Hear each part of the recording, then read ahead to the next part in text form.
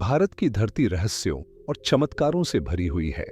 कभी विज्ञान को चुनौती देने वाली स्थापत्य कला, कभी देवताओं के अद्भुत चमत्कार और कभी वो गुप्त बातें जिनका राज आज तक नहीं खुल पाया।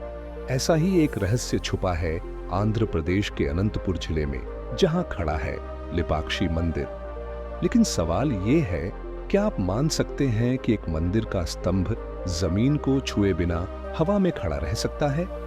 क्या आप मान सकते हैं कि प्राचीन भारत के शिल्पकारों ने बिना मशीनों और तकनीक के ऐसा काम कर दिखाया जो आज का आधुनिक विज्ञान भी नहीं कर सकता? यही है लेपाक्षी मंदिर का रहस्य। लेपाक्षी मंदिर का निर्माण 16वीं शताब्दी में हुआ। इसे विजयनगर साम्राज्य के शासकों के अधीन दो भाइयों विरुपन्ना और वीरन्ना ने बनवाया। यह मंदिर भगवान वीरभद्र को समर्पित है, जो भगवान शिव का उग्र और शक्तिशाली रूप माने जाते हैं। लेकिन इस स्थान की महिमा सिर्फ स्थापत्य कला तक सीमित नहीं है। रामायण के अनुसार यही वह जगह है जहां जटायु, वह विशाल गिद्ध जिसने माता सीता की रक्षा के लिए रावण से युद्ध किया था, घायल अवस्था में आ गिरा। और जब भगवान श्री राम यहां पहुंचे तो उन्होंने कहा, ले पक्षी, अर्थात उठो पक्षी। यहीं से इस स्थान का नाम पड़ा लेपाक्षी। जैसे ही आप इस मंदिर में प्रवेश करते हैं, आपको विशाल नक्काशीदार स्तंभ दिखाई देंगे। हर स्तंभ पर अद्भुत शिल्प कला, देवताओं की मूर्तियां और पौराणिक कथाएं जीवंत दिखाई देती हैं। यहाँ पर आपको भगवान गणेश की मूर्ति, नटराज की झलक और यहाँ तक कि अर्धनारीश्वर की प्रतिमा भी मिलती है। लेकिन सबसे अद्भुत है मंदिर परिसर के बाहर स्थित नंदी की प्रतिमा। ये दुनिया की सबसे बड़ी एकाश्म प्रतिमा है, यानी एक ही पत्थर से बनाई गई। इसकी ऊंचाई लगभग 15 फीट और लंबाई 27 फीट है। सोचिए, इतना विशाल पाषाण एक ही टुकड़े से काटकर इतनी सुंदरता से गढ़ा गया होगा, तो प्राचीन कलाकार कितने कुशल रहे होंगे। लेकिन लेपाक्षी मंदिर का सबसे बड़ा रहस्य है इसका हैंगिंग पिलर। मंदिर में कुल 70 स्तंभ हैं। इनमें से एक ऐसा स्तंभ है जो जमीन को छूता ही नहीं। जी हाँ, यह स्तंभ ऊपर से मंदिर की छत को सहारा देता है, लेकिन नीचे से लगभग 1 इंच की दूरी पर हवा में लटका हुआ है। लोग यहाँ आते हैं और कपड़ा या कागज इस स्तंभ के नीचे से निकालते हैं। भक्त मानते हैं कि ऐसा करने से सौभाग्य और आशीर्वाद मिलता है। लेकिन सवाल ये है, आखिर यह स्तंभ गिरता क्यों नहीं? कैसे यह हवा में टिके रहते हुए भी मंदिर का भार संभाले हुए है? ब्रिटिश इंजीनियरों ने इस रहस्य को समझने की कोशिश की थी। उन्होंने स्तंभ को हिलाने की कोशिश की और सचमुच स्तंभ हिला भी। लेकिन चौंकाने वाली बात यह रही कि मंदिर की छत और बाकी संरचना पर कोई असर नहीं पड़ा। यह देखकर वे भी दंग रह गए। आज तक वैज्ञानिक इस राज को पूरी तरह नहीं समझ पाए हैं। कुछ कहते हैं कि यह प्राचीन भार वितरण, लोड डिस्ट्रीब्यूशन तकनीक का अद्भुत उदाहरण है।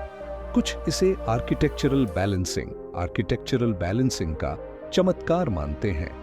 लेकिन सच्चाई यह है कि बिना आधुनिक मशीनों, बिना सीमेंट और बिना तकनीकी साधनों के प्राचीन शिल्पकारों ने ऐसा रहस्य खड़ा किया जिसे देख आधुनिक इंजीनियर भी सिर पकड़ लेते हैं। लेपाक्षी मंदिर सिर्फ अपनी अद्भुत मूर्तियों और नक्काशी के लिए ही नहीं, बल्कि यहाँ छुपे रहस्यों और अनकही कहानियों के लिए भी प्रसिद्ध है। आपने सुना कि यहाँ का हैंगिंग पिलर आज भी विज्ञान को चुनौती देता है। लेकिन क्या आप जानते हैं कि इस मंदिर की दीवारों और गलियारों में ऐसे ऐसे रहस्य छिपे हैं जो आपके रोंगटे खड़े कर देंगे?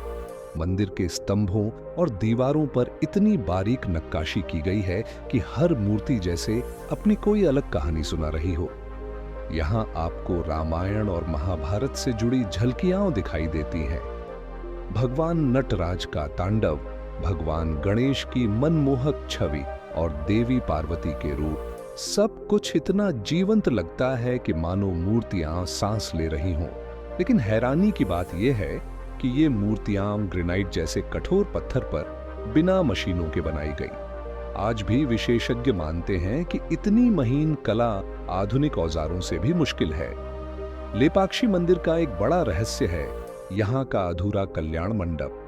मान्यता है कि इस मंडप का निर्माण भगवान शिव और पार्वती के विवाह के दृश्य को चित्रित करने के लिए किया जा रहा था। लेकिन यह मंडप अधूरा ही रह गया। क्यों? क्योंकि इसके निर्माण से जुड़ी एक दुखद कहानी है। कहते हैं कि मंदिर का निर्माण करवा रहे मंत्री विरुपन्ना पर राजकोष से धन गबन करने का आरोप लगाया गया।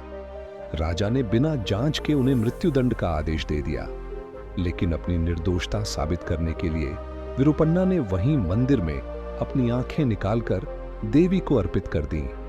इसी कारण यह मंडप अधूरा रह गया और आज तक वैसा ही खड़ा है। भक्त जब इसे देखते हैं तो सोचते हैं, क्या यह केवल एक अधूरा निर्माण है या फिर इसके पीछे कोई और गहरा रहस्य छिपा हुआ है? लेपाक्षी का नाम सीधे सीधे जुड़ा है जटायु से। रामायण के अनुसार जब रावण माता सीता का हरण करके लंका जा रहा था, तब जटायु ने उसका सामना किया। जटायु ने पूरी ताकत से रावण को रोकने की कोशिश की, लेकिन रावण ने अपने खड्ग से उसके पंख काट दिए और वह घायल होकर आ गिरा। कहा जाता है कि वह स्थान यहीं लेपाक्षी में है। जब भगवान श्री राम माता सीता को खोजते हुए यहां पहुंचे तो उन्होंने जटायु को मृतप्राय अवस्था में पाया। राम ने करुणा से कहा, ले पक्षी, उठो पक्षी, और तभी से यह स्थान लेपाक्षी कहलाया। यहां आने वाले भक्त कहते हैं कि मंदिर की हर दीवार, हर मूर्ति कोई न कोई संदेश देती है। कुछ लोग मानते हैं कि यहाँ गुप्त ऊर्जा केंद्र मौजूद है। कुछ लोगों का कहना है कि यहाँ ऐसे शक्तिपीठ हैं जो साधना करने वालों को अद्भुत सिद्धियां प्रदान करते हैं। और जो सबसे बड़ा रहस्य है वह है यहाँ की हवा में लटकती हुई वास्तुकला। एक स्तंभ ही नहीं बल्कि कई हिस्से ऐसे हैं जहां भार वितरण, लोड डिस्ट्रीब्यूशन का ऐसा अद्भुत संतुलन दिखता है जो आधुनिक इंजीनियरिंग की पहुंच से परे है। लेपाक्षी मंदिर को अगर आप केवल एक स्थापत्य चमत्कार मानते हैं तो शायद आप इसकी गहराई को समझने से चूक जाएंगे। यह स्थान केवल पत्थरों की सुंदरता और मूर्तियों की बारीकी तक सीमित नहीं है। इसके भीतर छुपी है ऐसी ऊर्जा, ऐसे रहस्य और ऐसी आध्यात्मिक धारा जो इसे साधकों और श्रद्धालुओं के लिए विशेष बना देती है। लेपाक्षी मंदिर सिर्फ एक पूजा का स्थान नहीं बल्कि एक शक्तिपीठ भी माना जाता है।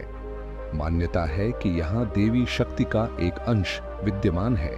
यही कारण है कि मंदिर में प्रवेश करते ही भक्त एक अलग तरह की ऊर्जा महसूस करते हैं।